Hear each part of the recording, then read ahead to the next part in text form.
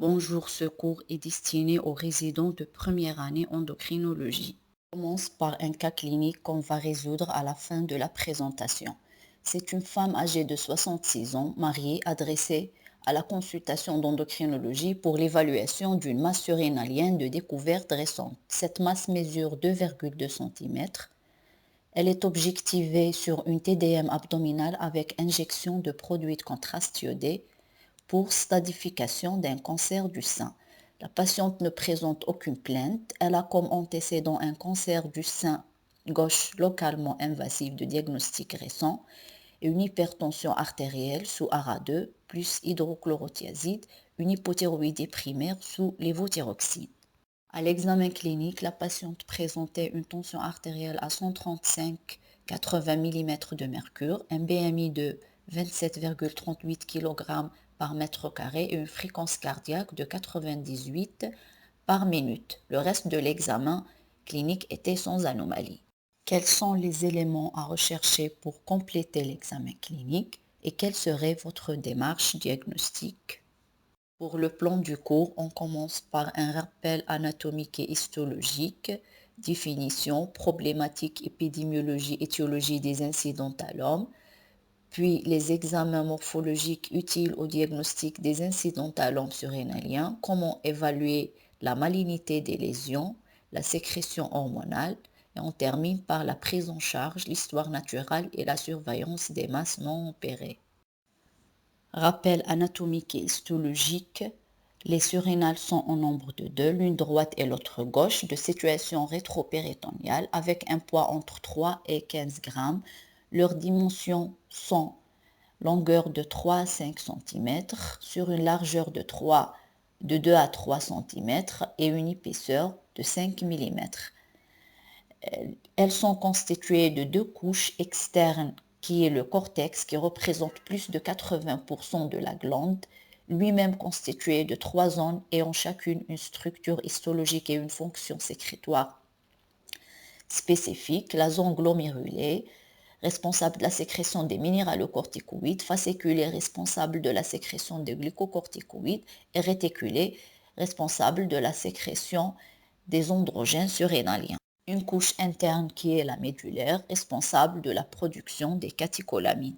Un peu d'histoire. Richard Prenz a publié après la troisième rencontre de l'Association américaine de chirurgie endocrinienne en 1982 l'un des premiers papiers exposant spécifiquement le problème des masses surrénaliennes de découverte fortuite. Le terme d'incidentalome a été inventé pour la première fois par Glenn la même année. Il était initialement utilisé pour décrire les tumeurs surrénaliennes de découverte fortuite à un examen d'imagerie pour une autre raison. Après, son emploi est étendu aux autres masses endocriniennes de découverte fortuite. L'incidentalome surrénalien est une masse surrénalienne découverte fortuitement lors d'un examen d'imagerie abdominale non motivé par l'exploration d'une pathologie surrénalienne. Cette définition exclut les masses surrénaliennes découvertes lors d'un bilan d'HTA secondaire ou du bilan d'extension d'un cancer extra-surrénalien ou pour dépistage d'un syndrome héréditaire de prédisposition aux tumeurs surrénaliennes. Un seuil de 1 cm est habituellement retenu pour définir un incidentalome. Un point important à signaler, les lésions inférieures à 1 cm sont considérées comme non significatives et ne nécessitent pas d'exploration supplémentaire, sauf si association de signes suggestifs d'hypersécrétion hormonale. L'incidentalome surrénalien peut être unilatéral ou bilatéral et dans ce cas, chaque lésion doit être évaluée de façon individuelle. Les incidentalomes surrénaliens répondent à de multiples étiologies et la majorité des lésions est bénigne et non sécrétante. Problème soulevé par la découverte d'un incidentalome surrénalien. La découverte d'un incidentalome surrénalien chez un patient est source d'anxiété de la nature et de l'évolution de la lésion au futur et elle est susceptible d'être à l'origine de morbidité endocrinologique ou oncologique ou les deux et d'augmentation de mortalité. Deux grandes questions sont posées. D'abord, l'indication d'exérèse chirurgicale. Qui et quand faut-il opérer?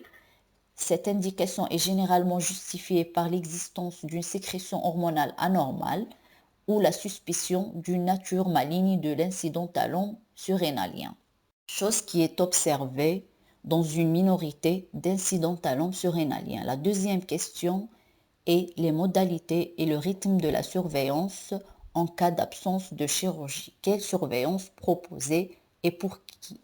Donc cette surveillance a pour objectif d'apprécier l'évolution de la taille et l'apparition éventuelle d'une sécrétion. Et là, une exérèse récusée initialement peut être indiquée ultérieurement.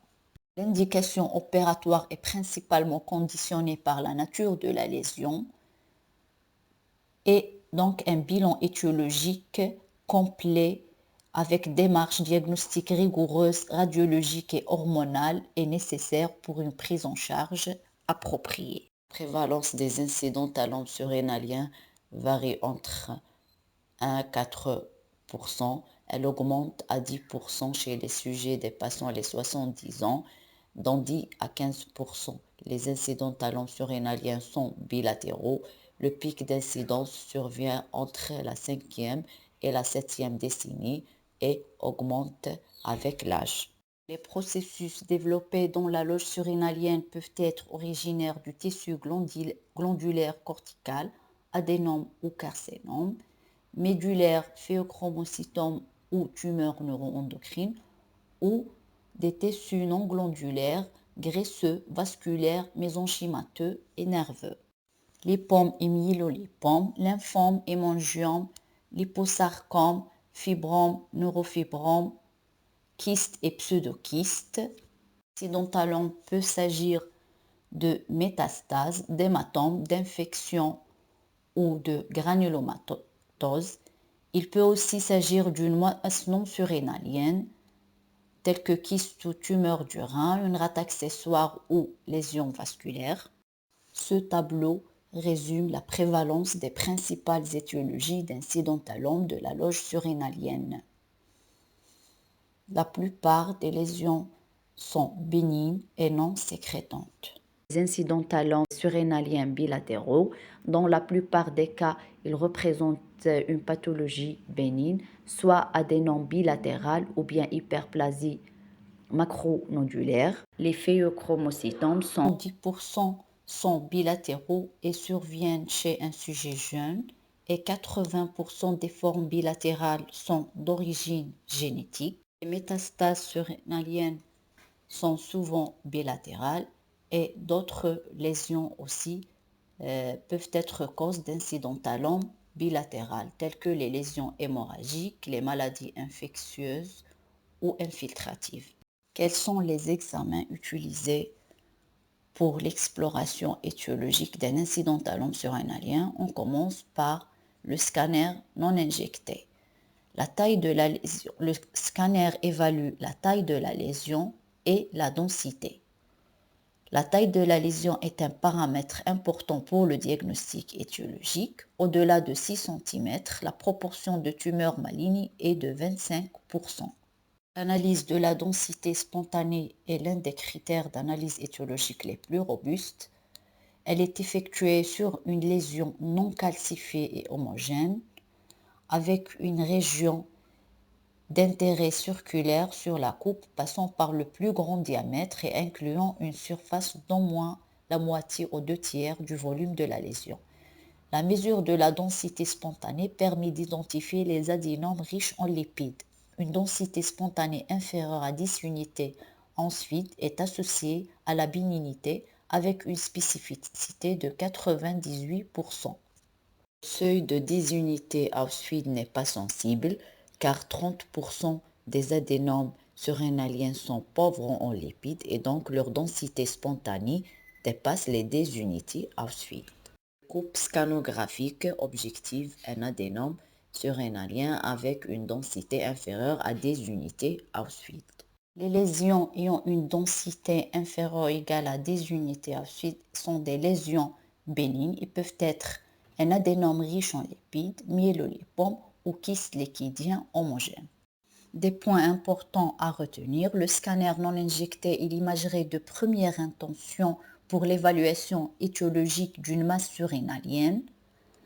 Une lésion homogène de densité inférieure ou égale à 10 unités Hounsfield exclut la malignité même chez un patient avec une tumeur maligne extra-surrénalienne et exclut le phéochromocytome et donc pas de nécessité d'imagerie complémentaire qui risque de faux positifs et d'augmentation de coûts pour la société et d'augmentation du stress pour le patient. D'autres outils d'imagerie peuvent être utilisés lorsque la nature de la lésion ne peut être déterminée par le scanner non injecté. Parmi ces outils, l'analyse du rehaussement de la masse après l'injection, elle permet de calculer les paramètres du washout qui traduit le relargage du produit de contraste iodé par la tumeur. Les acquisitions sont faites entre 60 et 90 secondes, puis entre 10 à 15 minutes après l'injection. Les mesures de densité sont réalisées sur la même zone que sur les coupes sans injection. Les valeurs mesurées sont le pourcentage du washout absolu, calculé par l'équation densité précoce moins densité retardée sur densité précoce moins densité spontanée multipliée par 100. Pour le washout relatif est calculé par l'équation densité précoce moins densité retardée sur la densité précoce multipliée par 100. Du washout après injection est utile pour faire le diagnostic d'adénome pauvre en lipides et donc de densité spontanée élevée. Et dans ce cas, le washout est important après l'injection et il dépasse les 40% pour le washout relatif et 60% pour le washout absolu. Ces valeurs donc sont retenues pour pouvoir porter le diagnostic d'adénome avec une spécificité de 100%. Attention au piège diagnostique, certains phéochromocytomes et métastases très vascularisées et certains corticosurrénalomes malins peuvent avoir des valeurs de washout dont les valeurs diagnostiques de l'adénome. Voici des coupes tomodensitométriques d'une lésion surrénalienne dont la densité spontanée dépasse des unités Hounsfield et après étude de washout, la lésion est caractérisée comme adénome surrénalien pauvre en lipides avec un washout absolu supérieur ou égal à 60 et washout relatif supérieur ou égal à 40%. Des points importants à retenir, la TDM non injectée est le moyen d'imagerie de la surrénale le plus fiable. La TDM avec injection de produits de contraste généralement n'aide pas à discriminer les tumeurs surrénaliennes bénignes des tumeurs malignes, donc il faut l'analyse du washout. L'adénome est typiquement de densité spontanée basse avec un washout élevé, car il accumule rapidement le produit avec relargage rapide, alors que les lésions malignes accumulent rapidement le produit, mais l'accumulation est persistante avec un relargage lent. L'IRM abdominal est un autre examen qui peut être envisagé en cas d'impossibilité de réaliser un scanner avec injection de produits de contraste iodé, dont son utilisation est moins fréquente par rapport au scanner. Du fait de leur contenu hydrique, les métastases surrénaliennes, les carcinomes et les phéochromocytomes présentent typiquement un hypersignal en séquence T2, mais de nombreuses exceptions existent. Les séquences de type phase-opposition de phase ou ce qu'on appelle imagerie de déplacement chimique ou chemical shift présentent un intérêt particulier dans la caractérisation des adénomes et sa spécificité paraît bonne. C'est une technique qui dépend du contenu microscopique lipidique de la lésion. Typiquement, les adénomes présentent une chute de signal entre la séquence en phase et celle en opposition de phase, alors que le carcinome, les métastases et le phéochromocytome et les adénomes pauvres en lipides gardent un signal inchangé. Les résultats de l'IRM et du scanner non injecté dépendent du contenu lipidique de la masse. Donc, c'est le washout qui est plus utile au diagnostic différentiel entre une lésion adénomateuse d'une lésion non adénomateuse.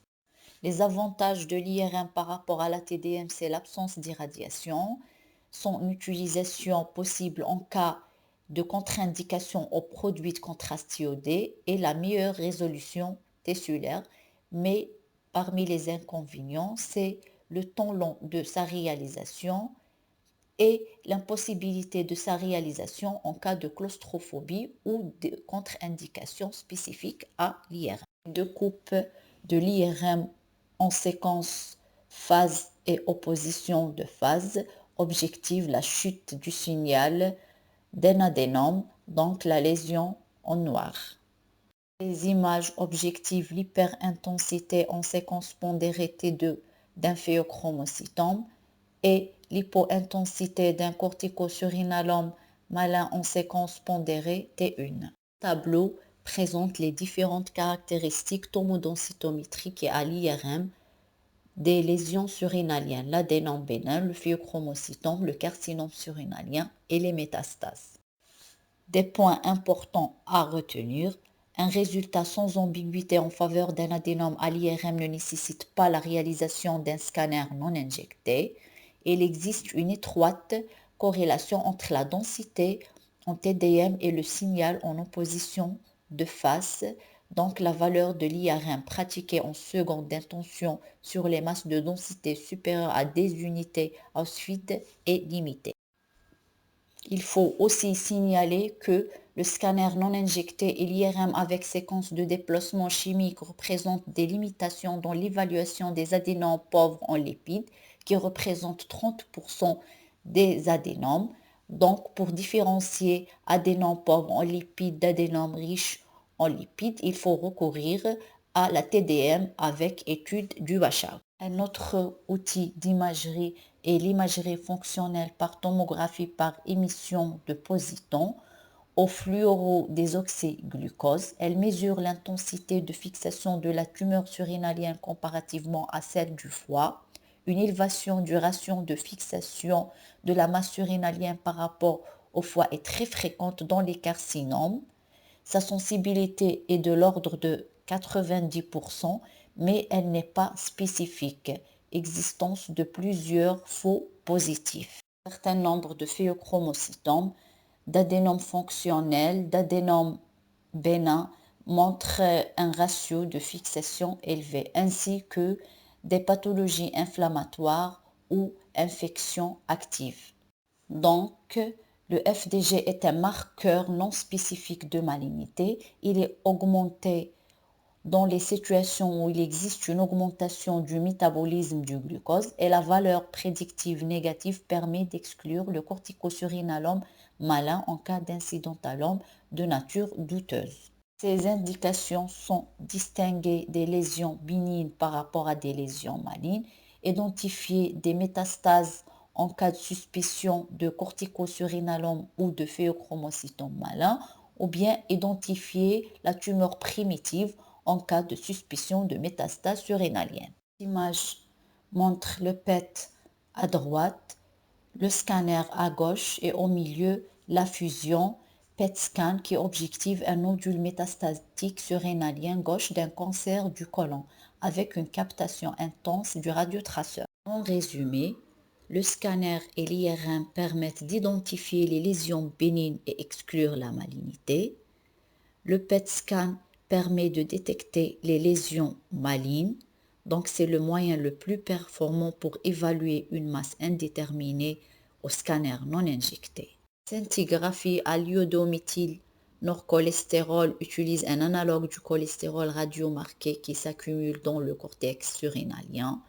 Elle n'est plus utilisée pour éliminer une masse maligne qui ne fixe pas, car les 30% des corticosurinalomes présentent une fixation.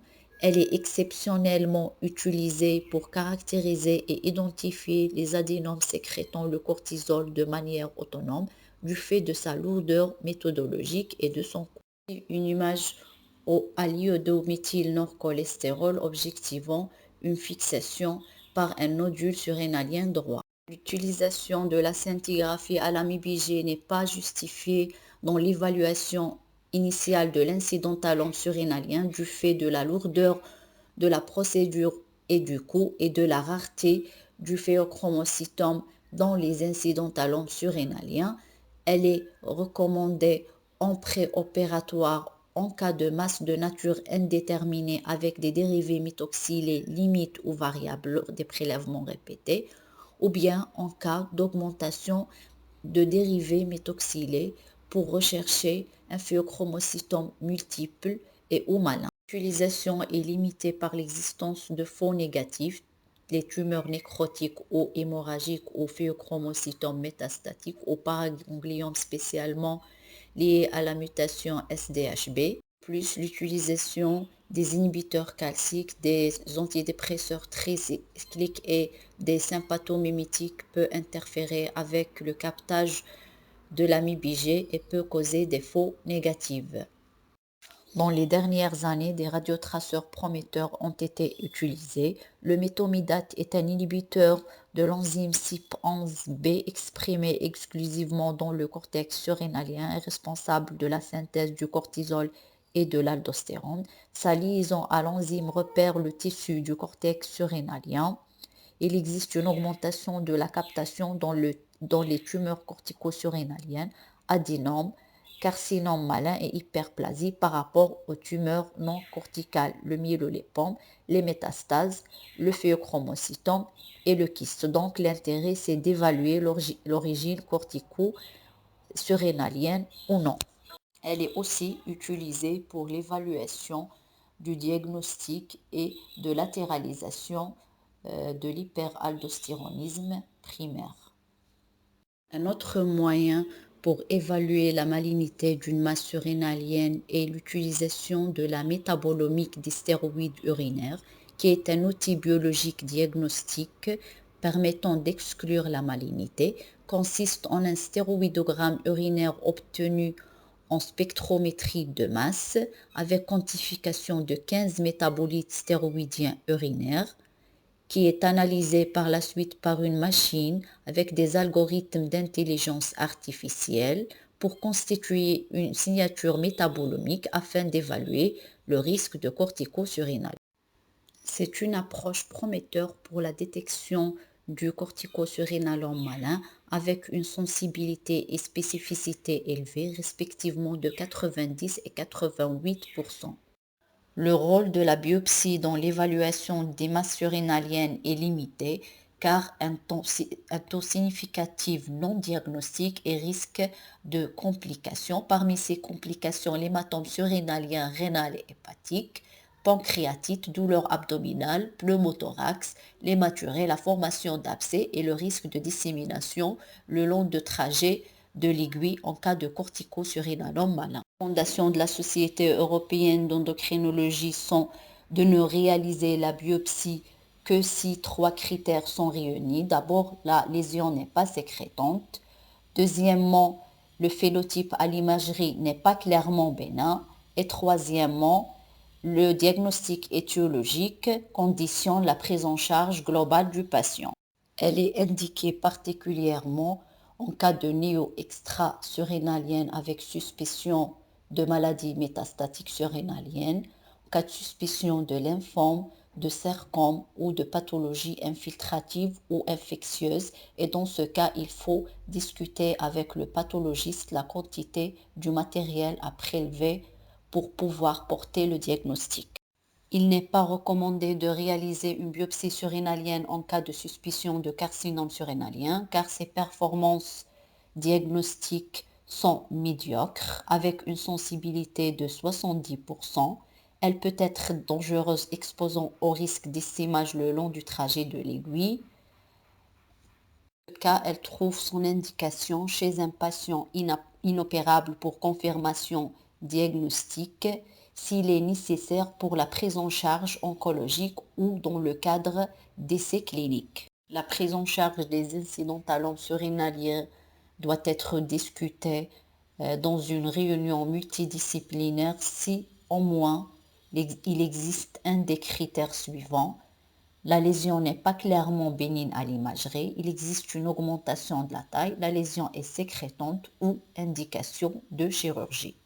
Deux étapes importantes de l'exploration initiale pour le diagnostic de nature d'un incidentalome surrénalien sont la recherche d'une anomalie hormonale ou l'évaluation de sécrétion hormonale et en parallèle l'évaluation de la malignité de la lésion. Les signes en faveur de bénignité sont une densité spontanée de la lésion inférieure à 10 unités Hounsfield en scanner non injecté. L'absence de fixation au PET scan, la perte du signal en séquence opposition de phase et un washout relatif supérieur à 58%. L'imagerie de première intention est le scanner non injecté qui classe les lésions surrénaliennes en 4 catégories de risques. En cas de lésion clairement bénigne au scanner non injecté, il faut arrêter les explorations radiologiques. La deuxième classe est quand la lésion est homogène avec une densité spontanée entre 11 et 20 unités Hounsfield avec une taille inférieure à 4 cm et les résultats de l'exploration hormonale sont normaux. Dans ce cas, une imagerie de seconde intention, PET scan ou bien IRM ou TDM avec étude du washout est proposée.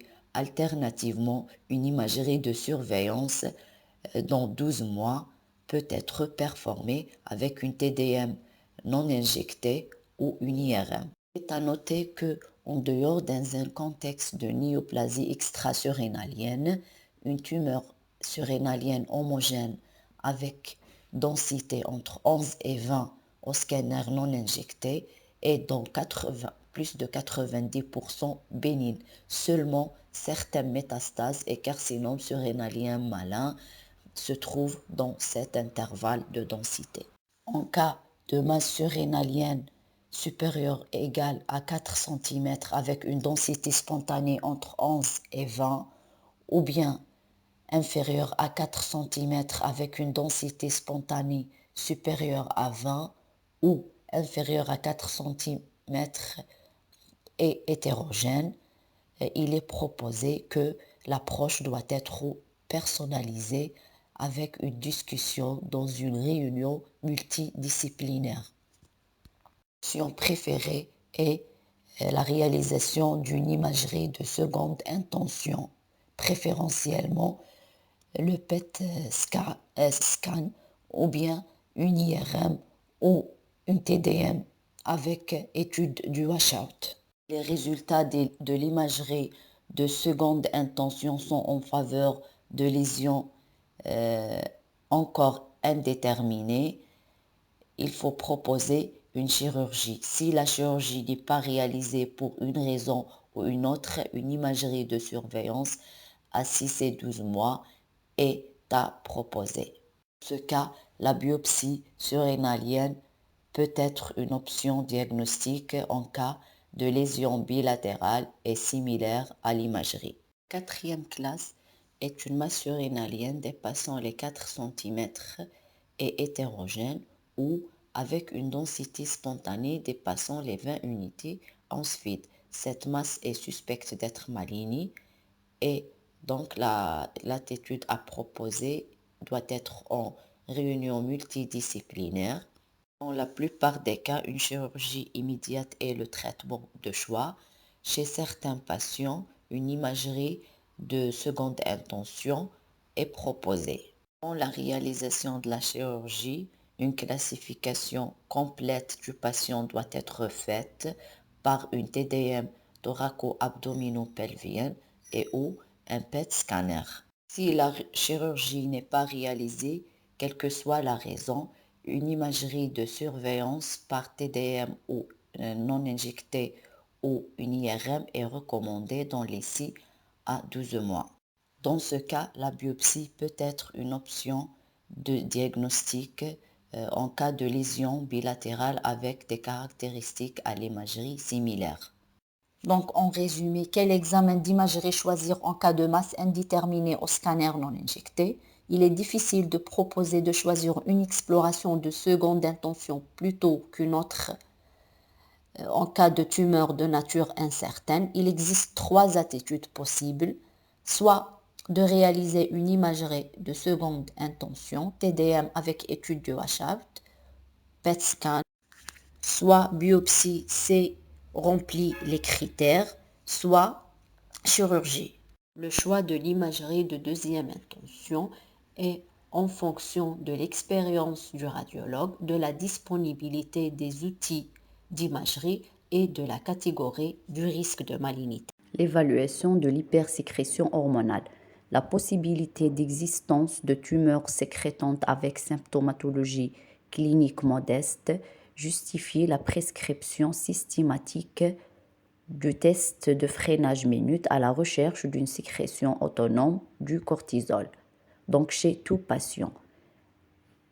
La recherche du phéochromocytome n'est recommandée qu'en cas de tumeur qui n'est pas clairement bénigne au scanner non injecté, donc densité spontanée dépasse les 10 unités ensuite. Le dosage d'aldostérone et rénine est indiqué chez les patients avec hypertension artérielle ou bien une hypocalémie non expliquée associée à un incident talon surrénalien, et la recherche d'un corticosurrénalome est indiquée en cas de signes cliniques, morphologiques ou biologiques en faveur du diagnostic. L'exploration hormonale initiale est normale, il n'est pas nécessaire de la refaire sauf en cas d'apparition de nouveaux signes d'hypersécrétion hormonale ou bien l'aggravation de comorbidités existantes telles que l'hypertension artérielle et le diabète type 2. La recherche d'une sécrétion autonome du cortisol doit être systématique. Elle repose sur la réalisation du test de freinage minute à la dexaméthasone en première intention.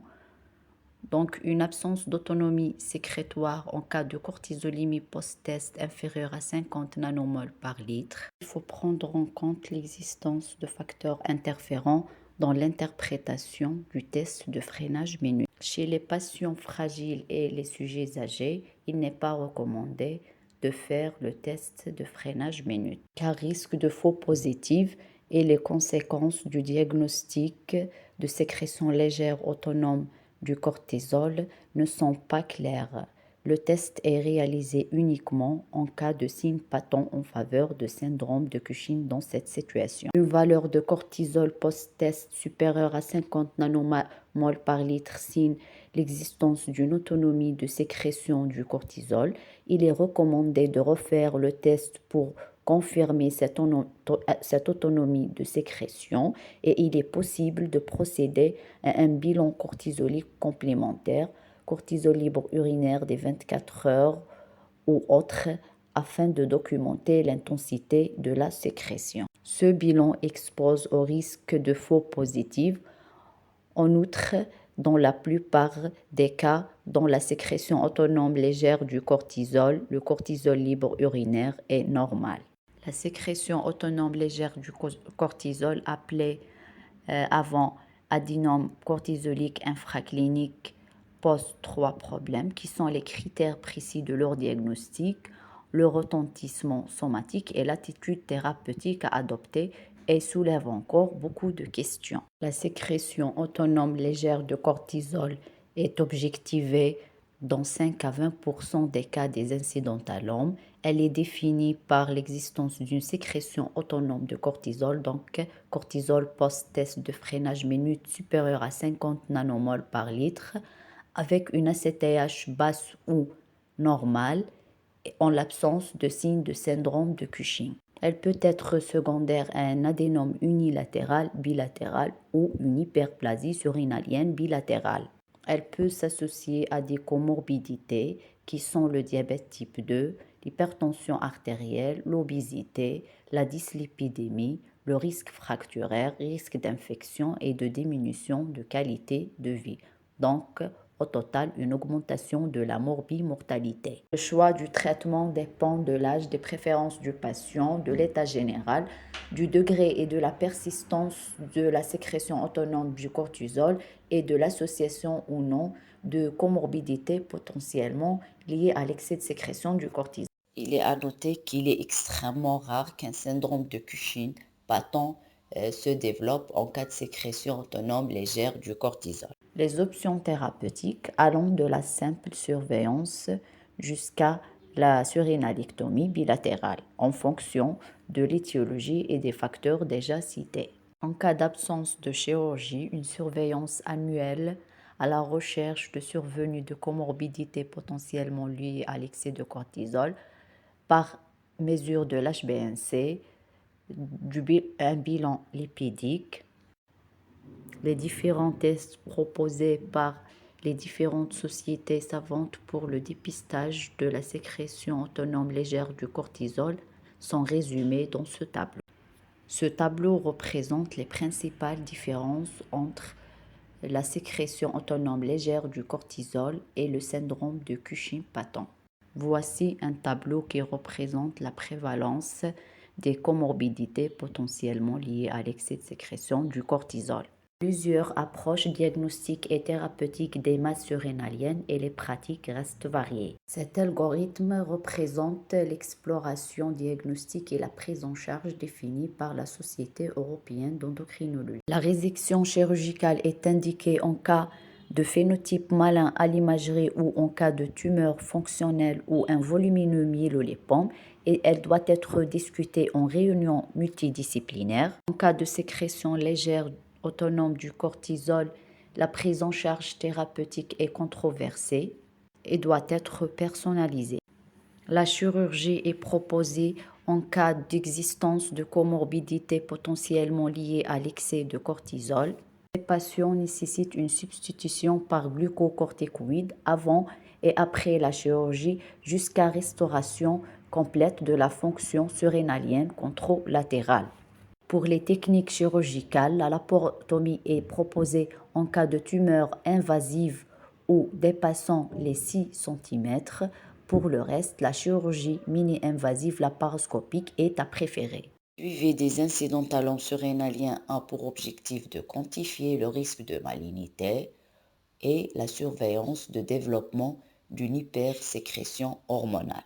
En cas de masse non opérée, si imagerie typique d'un adénome surrénalien, il faut arrêter l'exploration. En cas d'imagerie typique d'adénome avec une sécrétion légère autonome du cortisol, il faut surveiller la survenue de comorbidités. Cas particulier, c'est l'incident talon surrénalien chez les sujets jeunes ou âgés. En cas d'incident talon surrénalien chez un sujet avec âge inférieur aux 40 ans ou une femme enceinte, il est recommandé de faire une évaluation urgente de la masse surrénalienne à la recherche pour évaluer la malignité et l'hypersécrétion hormonale. Préférentiellement par IRM abdominopelvien. En cas de masse indéterminée, il est proposé de faire une résection chirurgicale.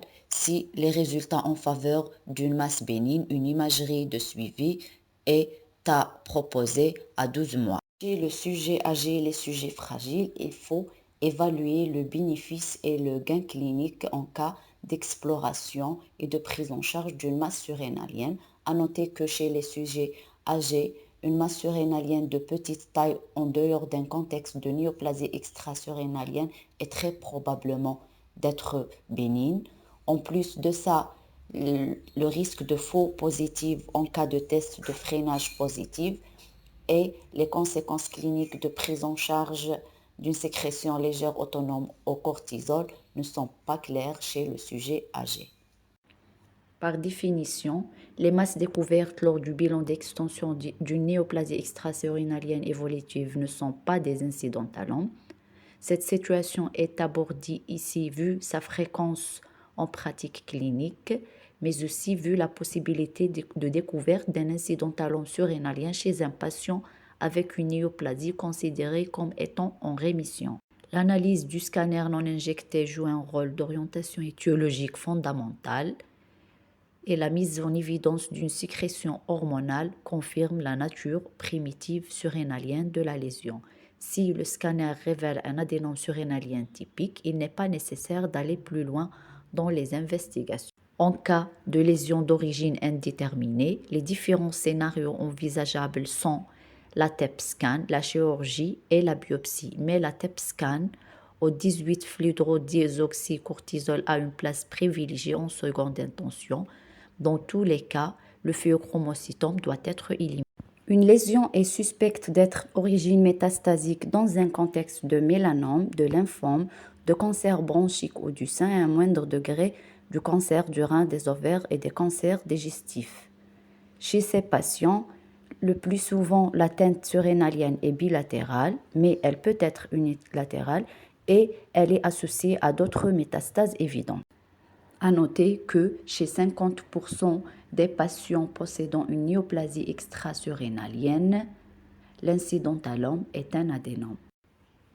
Une autre situation est les incidentalomes surrénaliens bilatéraux.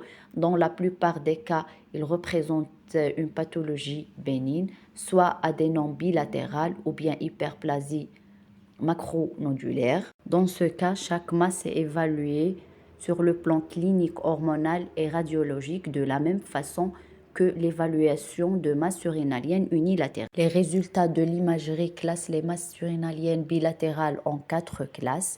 D'abord l'hyperplasie bilatérale, soit diffuse sans nodule distinct, soit macronodulaire, où les deux surrénales contiennent au moins un nodule. La deuxième classe, c'est les adénomes surrénaliens bilatéraux, où chaque surrénal contient au moins un adénome avec les caractéristiques typiques d'adénome à l'imagerie, soit deux masses indéterminées à l'imagerie qui ne représentent pas les caractéristiques typiques de l'adénome à l'imagerie. Et la quatrième classe est deux masses surrénaliennes différentes sur le plan morphologique. Dans le cas d'hyperplasie bilatérale ou bien adénome surrénalien bilatéraux, il faut considérer le dépistage de sécrétion autonome légère du cortisol et en cas de signes cliniques ou biologiques d'hyperandrogénie, il faut penser à l'hyperplasie surrénalienne congénitale et le dosage de 17 OHP. En cas d'hyperplasie bilatérale avec de multiples nodules et sécrétion autonome légère du cortisol, le test génétique de la mutation germinelle ARMC5 doit être considéré, car cette variante est associée à un phénotype clinique plus sévère avec risque souvent de passage à un syndrome de Cushing patent. Pour une prise en charge appropriée et pour conseil génétique pour le premier degré de la famille. En cas de deux masses indéterminées, si les masses sont volumineuses, il faut éliminer une insuffisance surrénalienne. La biopsie surrénalienne peut être envisagée et si suspicion de phéochromocytome bilatéral, il faut envisager l'étude génétique des gènes associés aux phéochromocytomes bilatéraux. Ces coupes tomodensitométriques objectivent des images d'hyperplasie surrénalienne bilatérale. L'âge à la TDM est en fonction de l'âge de survenue de l'hématome. En cas d'hématome aigu ou subaigu, une lésion hyperdense de densité entre 50 et 90 unités ensuite, ne prenons pas le contraste. La loge surrénalienne peut être le siège d'un hématome spontané ou post-traumatique. Cet hématome peut compliquer un kyste, un adénome, un hémangiome, myélolipome ou des métastases surrénaliennes. L'évolution habituellement est vers la kystisation ou la résorption. À l'IRM, à la phase aiguë, image présente hypersignal T1 et T2 par la présence de méthémoglobine et à la phase chronique, une image d'hyposignal T1 et T2 par la présence d'hémosydérine. Voici une coupe tomodensitométrique et IRM objectivant un hématome surrénalien. Point important, il faut toujours se méfier de la présence d'une tumeur tissulaire associée à l'hématome. Un hématome surrénalien sans explication évidente, il faut effectuer un bilan hormonal et un contrôle radiologique 3 à 6 mois pour vérifier l'absence de lésions surrénaliennes sous-jacentes et ne pas méconnaître une tumeur maligne. Les kystes surrénaliens sont rares. L'aspect à la TDM est une densité spontanée entre 0 et 20 unités ensuite, avec une paroi fine. Il n'existe pas de prise de contraste après injection de produits de contraste. Possibilité d'association de cloison ou de calcification. L'image scanographique montre une lésion droite homogène hypodense qui représente un kyste surrénalien. Des kystes surrénaliens à l'IRM et hyposignal T1, hypersignal T2. Surrénaliens sont toujours bénins, mais attention au piège diagnostique. Un phéochromocytome ou une masse surrénalienne peuvent être kystiques. L'attitude thérapeutique possible en cas de kyste surrénalien, soit une surveillance ou une ponction radioguidée ou indication à l'exérèse chirurgicale en cas de kyste symptomatique. Le myélolipome surrénalien est une tumeur bénigne non fonctionnelle hétérogène composée d'éléments érythroïdes, myéloïdes et graisseux, plus ou moins association de calcification. Il est le plus souvent asymptomatique mais parfois peut être hémorragique et la taille de la lésion est variable. Scanner non injecté, la densité est souvent inférieure à moins 40 unités en field. Il existe parfois des zones hémorragiques hypo ou hyperdenses. Au scanner avec produit de contraste, il existe une prise hétérogène du produit, l'association de calcification dans 20% des cas. À l'IRM, l'image à l'IRM, il se manifeste par un hypersignal en T1 et T2. Les premières coupes densitométriques ONO montrent un myélolipome surrénalien droit et les deuxièmes images en bas montrent un myélolipome surrénalien gauche. Cette image représente un myélolipome surrénalien à la séquence pondérée T2 à l'IRM avec une hyperintensité. Deux attitudes thérapeutiques à adopter, soit une surveillance ou bien une résection chirurgicale si le myélolipome est symptomatique ou bien la taille dépasse les 10 cm car le risque hémorragique est élevé dans ce cas. Parmi les masses qui peuvent se développer dans la région surrénalienne sont le ganglioneurome qui est une tumeur bénigne volumineuse plus fréquente chez l'enfant. Son aspect à l'imagerie est d'une tumeur bien limitée et homogène. Aussi peut développer les différentes pathologies infiltratives et l'aspect à l'imagerie, c'est un aspect de bénignité. Le lymphome non hodgkinien primitif surrénalien est rare, se voit surtout chez le sujet âgé. Le tableau clinique est dominé par des douleurs abdominales, fièvre et altération de l'état général avec association de signes d'insuffisance surrénalienne. À la biologie, il existe un syndrome inflammatoire avec augmentation d'LDH, de bêta-2 microglobuline et de la ferritinémie. La TDM, la lésion est mal limitée avec faible rehaussement après injection du produit de contraste. La densité spontanée dépasse les 10 unités ensuite et elle est souvent bilatérale. Au TEP scan, il montre une fixation intense et le traitement est médical par chimiothérapie. Voici une image d'un lymphome surrénalien primitif à la TDM. Les sarcomes sont des tumeurs volumineuses rétropéritonéales hétérogènes, partiellement nécrotiques et mal limitées. La localisation intra- ou extrasurrénalienne est parfois difficile à préciser sur le plan radiologique et le diagnostic différentiel n'est pas évident. Au PET scan, la lésion montre une hyperfixation et le traitement est chirurgical avec une résection plus élargie que celle effectuée dans le cortico-surrénalome malin. De doute diagnostique, une biopsie doit être réalisée. Chez notre patiente, l'anamnèse et l'examen clinique sont importants. Il recherche des antécédents personnels néoplasiques, pathologie familiale ou associée orientant vers un syndrome de prédisposition génétique aux tumeurs surrénaliennes et des signes cliniques évoquant une néoplasie sous-jacente ou une hypersécrétion surrénalienne, un syndrome de Cushing, une hypertension artérielle ou une hyperandrogénie. Dans notre cas, c'est un incidentalome découvert dans le contexte d'une néoplasie extrasurrénalienne. En suivant les recommandations de la Société européenne d'endocrinologie de 2023, le dépistage d'une sécrétion autonome légère du cortisol doit être systématique. La recherche d'un phéochromocytome doit être indiquée seulement en cas de lésion à la TDM non injectée avec une densité spontanée dépassant les 10 unités ensuite. Et pour la recherche d'hyperaldostéronisme, elle est indiquée en cas d'hypertension artérielle et ou hypocalémie associée à l'incidentalobe. Et pour la recherche de corticosurrénalome malin, elle est indiquée si des signes cliniques, biologiques ou morphologiques en faveur du diagnostic. Notre patiente test de freinage minute négative avec une ACTH normale et absence de signes de syndrome de Cushing. Donc, on est dans le cadre de sécrétion autonome légère du cortisol.